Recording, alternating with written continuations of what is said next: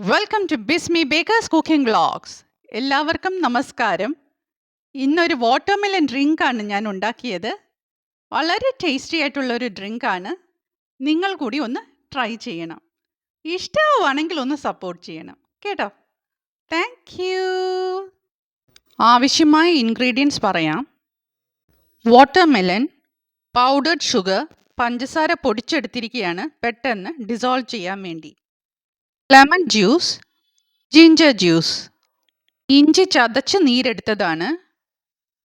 ഒരു potato masher വെച്ച് വലിയ പീസസ് ഒക്കെ ഉടച്ചെടുക്കുകയാണ്. അതിനുശേഷം ഒരു ഫോക്ക് ഉപയോഗിച്ചാണ് അത് ക്രഷ് ചെയ്തെടുക്കുന്നത്. ഇത്രയും കഴിഞ്ഞാൽ ജിഞ്ചർ ജ്യൂസ് ഒഴിച്ചു കൊടുക്കാം. ഇനി ലെമൺ ജ്യൂസ് ഒഴിക്കാം. ഇതൊക്കെ ചേർക്കുമ്പോൾ ജ്യൂസിന് ഭയങ്കര ടേസ്റ്റാണ്.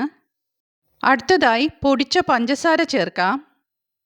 പഞ്ചസാരയ്ക്ക് പകരമായി സ്റ്റീവിയ വേണമെങ്കിലും ചേർക്കാവുന്നതാണ്. ഇനി അതെല്ലാം നല്ലതുപോലെ ഒന്ന് മിക്സ് ചെയ്തെടുക്കണം.